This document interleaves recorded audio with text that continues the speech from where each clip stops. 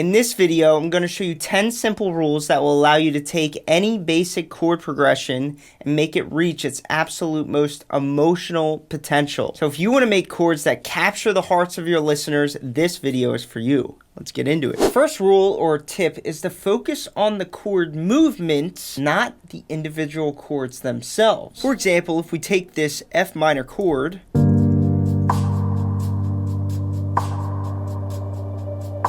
now there's some tension there, but until this chord moves to another chord, there really won't be much emotional gravity going on. Let me show you what I mean.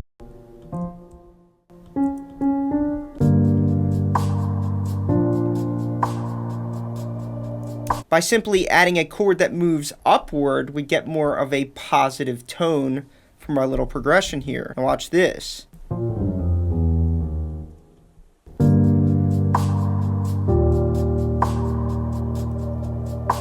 Now our movement goes downward and it kind of deepens the tone a little bit. Now you can use this idea of chord movements to your advantage when you're trying to create emotions. If we create a progression where the whole progression moves downward like this,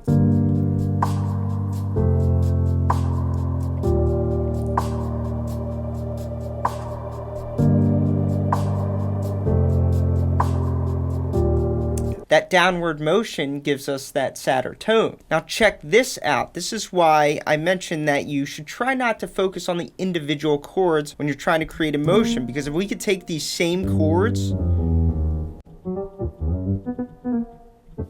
and make them move upwards,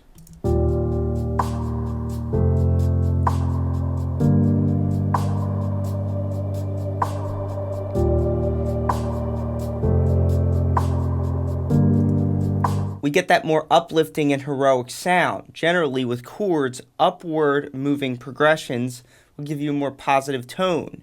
Downward moving progressions will give you a more serious or sad tone. Now this takes me to my next rule, which is using passing chords to help direct the emotion of the chord progression. Let's go back to our original downward moving chord progression.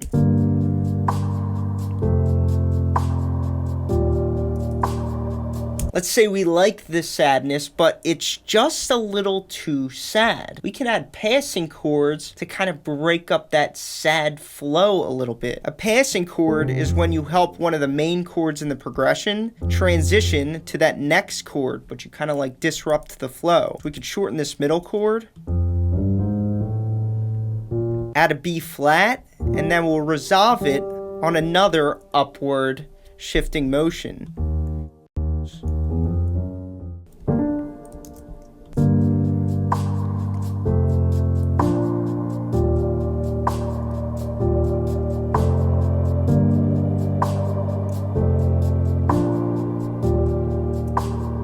Isn't that interesting? So now we have a downward moving progression with little bumps of positive or upward movements. Rule number 3 is to understand voicing. Chord voicing is the way to your listener's heart. I really write that? A chord triad, like this B major, is made up of 3 tones, which is the root, third, and the fifth. Each of these notes add a unique character to the chord. When a chord progression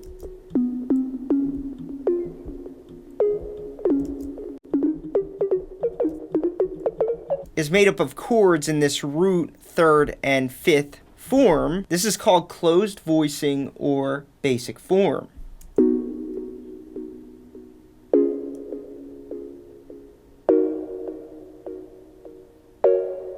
The problem with basic form is that sometimes, like this, it just sounds basic. When you're trying to extract maximal emotion out of your chord progression, sometimes you could consider revoicing the chords or open voicing the chords, where we take one of these tones, which is in this case the third,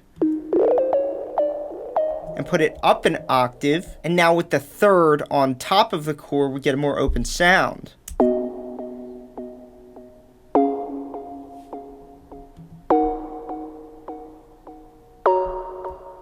Now, another component to voicing is a concept called voice leading, which is rule or tip number 4 on this list. Voice leading refers to making these chord changes as gentle and seamless as possible. And when your chord transitions are smooth and gentle, the emotion is just out of this world. Now, when you're voice leading, you want to look for notes in your chord progression that might be sticking out or interrupting the general flow of the chord progression, because those notes might cause cheesiness or overall just might not sound that good. In this case, it's this guy. Just because we put all these thirds up an octave doesn't mean we have to keep this one up there. We can change this one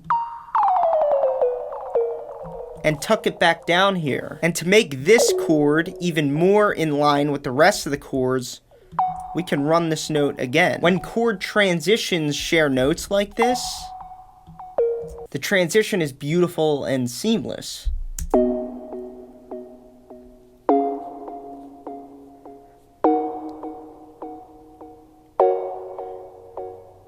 This is actually how the chords are written in Kygo's Firestone. For number 5, I want to talk about pedal tones, which are the way to my heart. And they might be the way to your heart too, and you don't even know that. Pedal tones are my all-time favorite things to do to chords to make them super emotional. Let me show you what I mean. Let's take an emotional chord progression.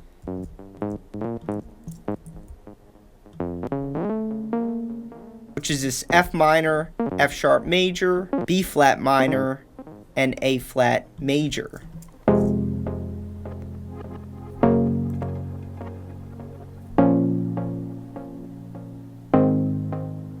We can add a pedal tone to this progression to extract maximal emotion out of it. A pedal tone is just a note that plays with the chords but never changes.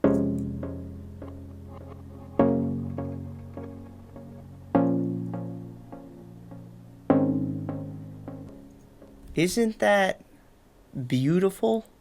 Now, for pedal tones, you can use any notes that sound good. You just have to use your ears. And sometimes you can even take them and have 2 pedal tones.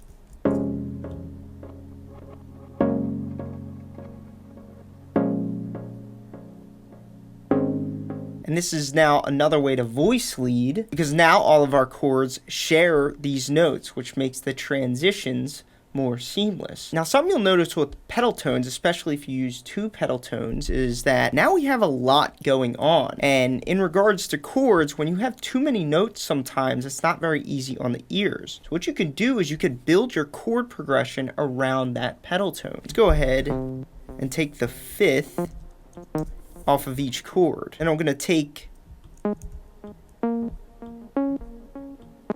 the original thirds, replace that pedal tone, and now our pedal tone is in the middle of the chord progression and the chord is kind of built around it.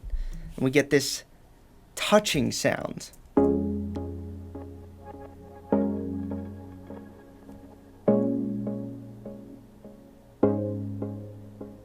Gorgeous in every key. Now check this out. Number 6 is articulation, which refers to how you play the chords. You make a set of chords, you don't have to just play 1 chord per bar like this. In fact, that's actually the most basic, boring way to play chords. Now, there are times when this works, but there are also times when this won't give you enough energy. So these chords are actually the chords from a song called Sad Songs by Illenium. And in that song, these chords are articulated way differently. They actually don't look like this. The way they're articulated in that song is an 8th note rhythm like this. And once we put this rhythm on every chord and also alter the velocities of each note, you get one of the most beautiful sounds you've ever heard.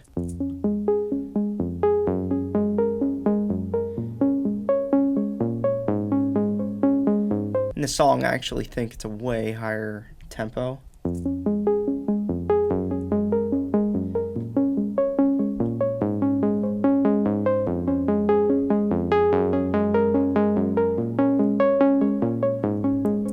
See how much more fun those chords are? When it comes to articulation, there's really no limit to what you can do to chords to express them in a different way. So check these out. These are actually a dotted eighth note rhythm now with some swing.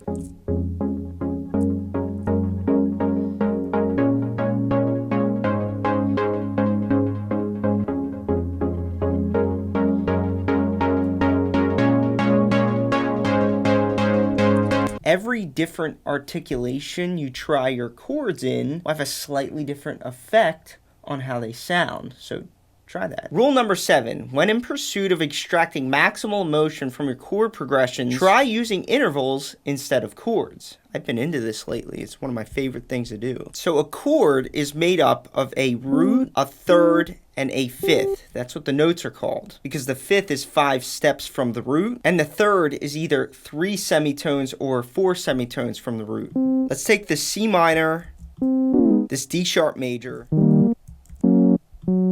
this G minor, and this F major.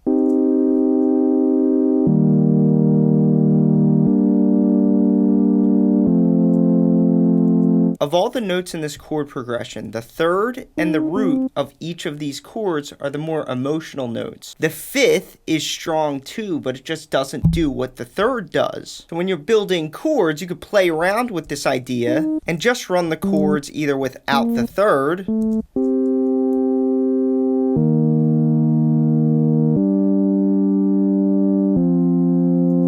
or my favorite, run them without the fifth. And then you put the bottom note into a bassier octave. And you can get a really vibey sound with just the root and the third.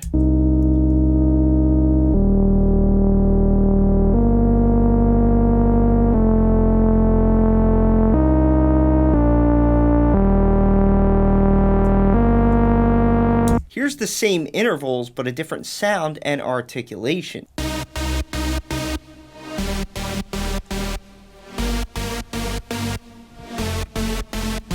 Here it is again, same chords, different articulation.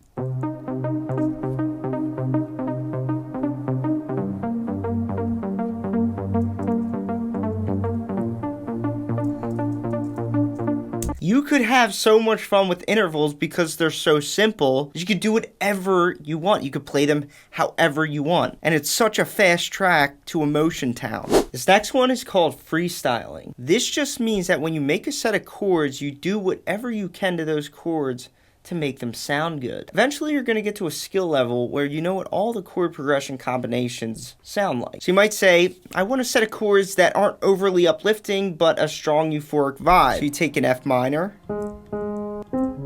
a C sharp, an A flat, and a B flat minor.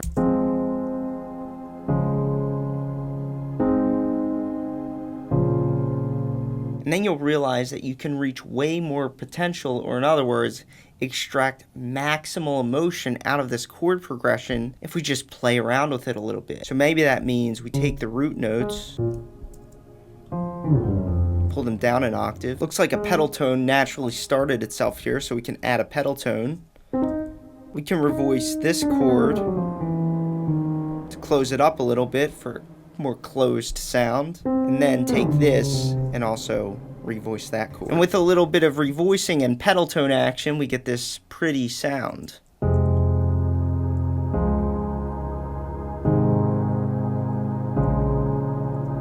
Number 9 is melody rooting. Chords only have so much control over the emotion in a song. The melody is a whole nother beast. Let's say you want to create a vibe and you want options. Maybe you want to go for something serious or something a little bit more uplifting and positive. So you take the chord progression F minor, E flat major, D flat major, and E flat major. This is a neutral chord progression because it has a mixture of major and minor chords. You can go either way with it. It sounds like this.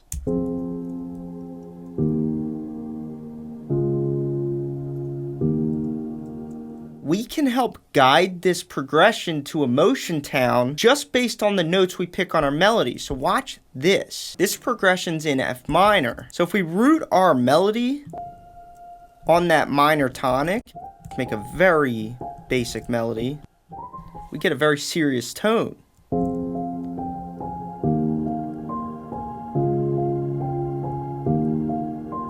But watch this. If we keep the chords the same, but we write our top line melody rooted on the major tonic, the relative major tonic to this F minor key signature, same melody written based on the major scale,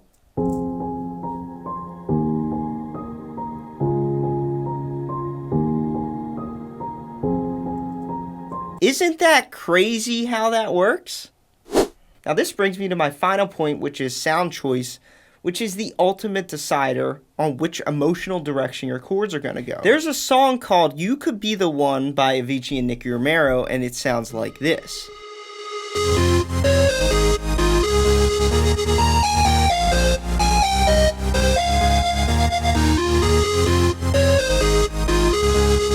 It's a very cheery and playful sound, but what if Martin Garrix wrote this? Using the same melody and chords, but sounds that Martin Garrix would use, we would get this sound.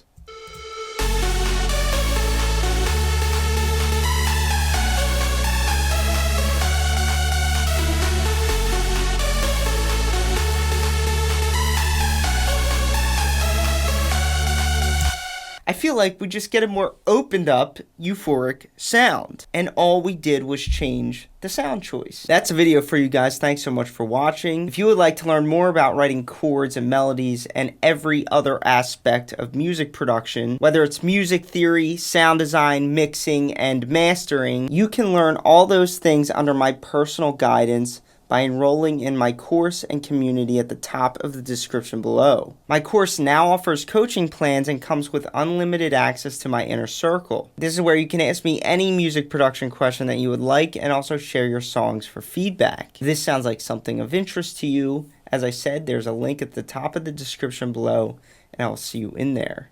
Stay tuned for the next video lesson.